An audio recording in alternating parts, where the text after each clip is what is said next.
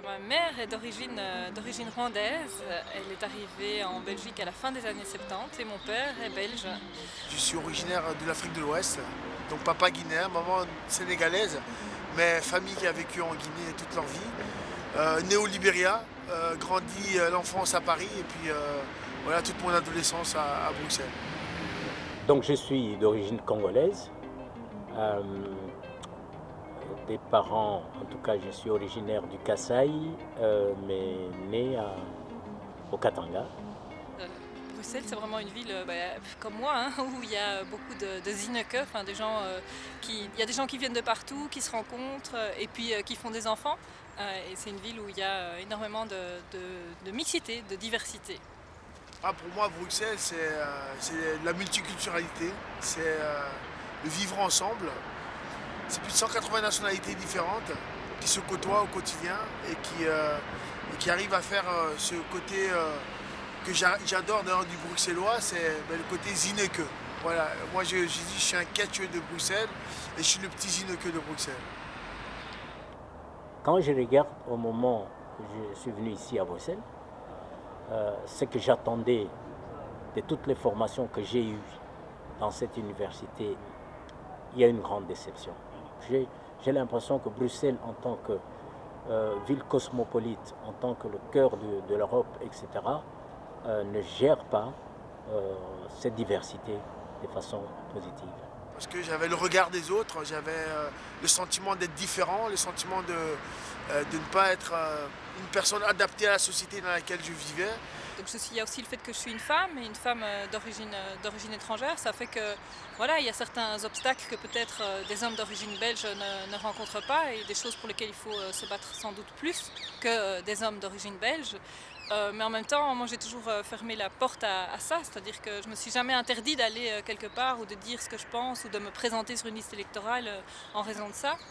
Donc voilà, comme dans d'autres métiers, il y a des obstacles, mais comme plein d'autres femmes, j'ai décidé de ne pas en tenir compte. Quand on a libéré Mandela, j'ai fait une fête considérable. Et Obama, en tant que président, j'ai fêté dans cette ville. J'ai fêté la chute du mur de Berlin dans cette ville. Donc je ne pouvais pas imaginer qu'en détruisant un mur, on allait en construire 10 000 autres. C'est quand vous pratiquez du sport que vous avez le sentiment qu'on vous a discriminé. Quand vous cherchez un boulot, qu'on vous dit que voilà, c'est pas possible pour vous. Quand vous cherchez un appartement, ce qu'on vous dise voilà, l'appartement il est déjà pris alors qu'il n'est pas pris. Voilà, c'est toute cette approche-là qui fait qu'en sorte qu'à un moment donné, on se sent vraiment mis complètement de côté, complètement à l'écart. Je ne pouvais pas imaginer un seul instant que dans la ville qui m'a appris quelque part, qui a soutenu, qui m'a forcé dans cette notion de liberté, de démocratie et d'échange, de rencontres, je ne pouvais pas imaginer que j'allais dans cette ville voir les miens et les autres dormir dans un parc.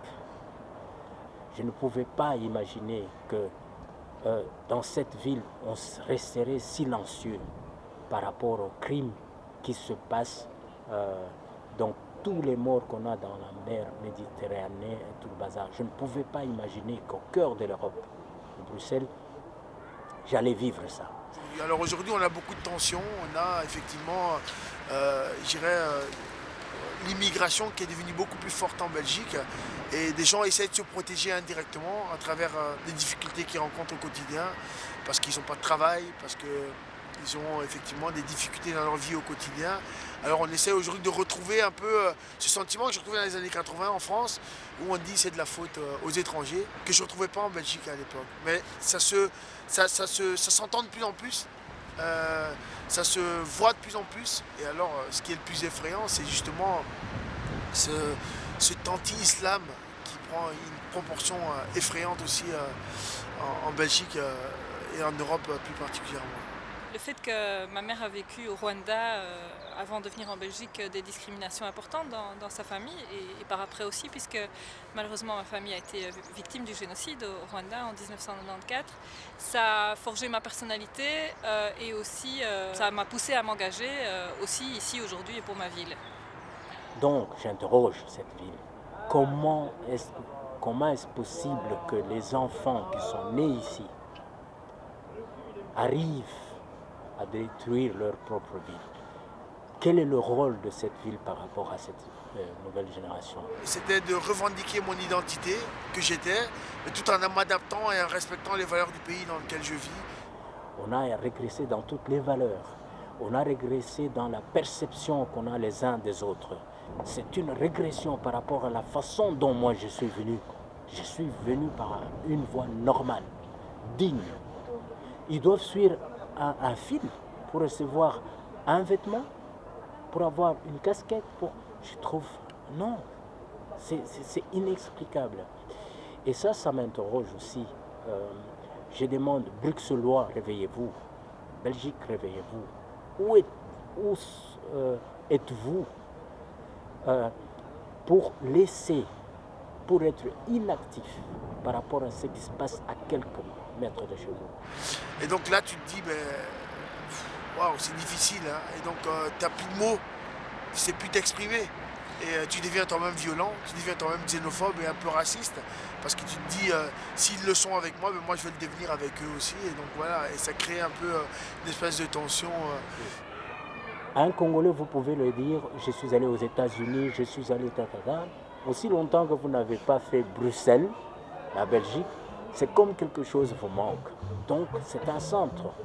Et pour moi, j'aurais souhaité que ce centre donne d'autres valeurs que celles auxquelles nous assistons aujourd'hui.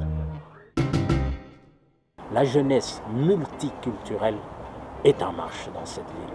C'est un des points positifs que ce soit dans les universités ici, que ce soit en dehors de l'université, il y a un souci chez les jeunes de pouvoir non plus subir la situation, mais d'être la solution à leurs problèmes.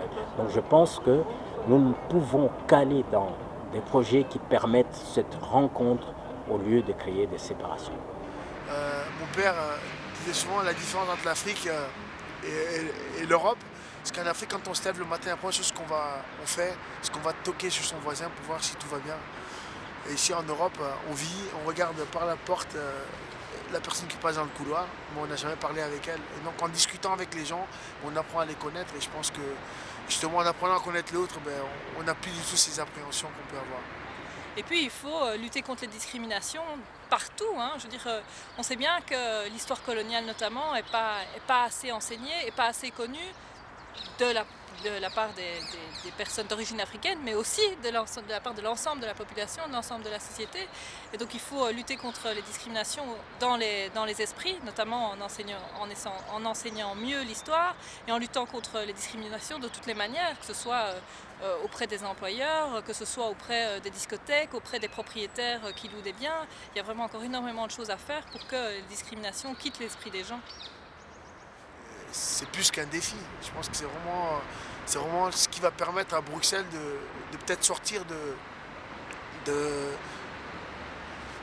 cette tension qu'on rencontre aujourd'hui, justement. L'avenir de Bruxelles, je le souhaiterais multiculturel.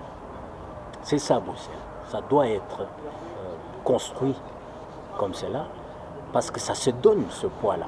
Ça se donne d'être au centre des cultures, au centre de l'Europe, avec écoute vers l'Afrique, avec collaboration avec les autres continents.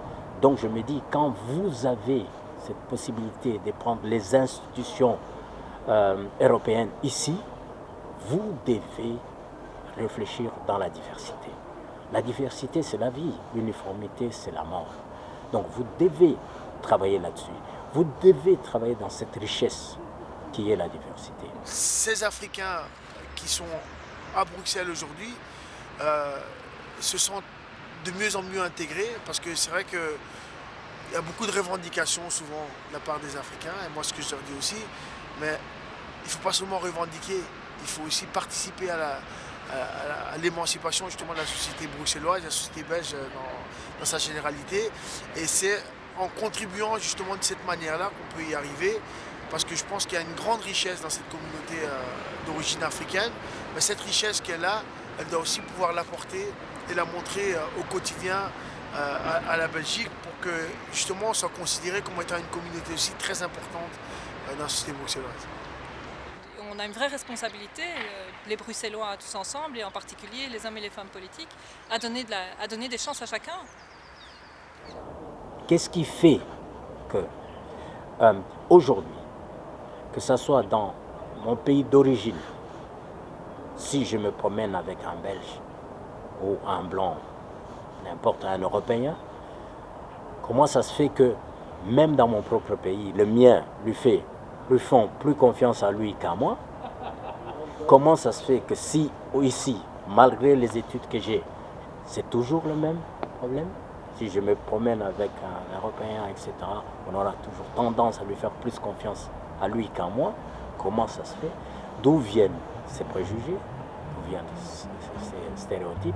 Comment les briser de façon à ce que nous puissions mieux vivre ensemble au lieu de vivre séparément?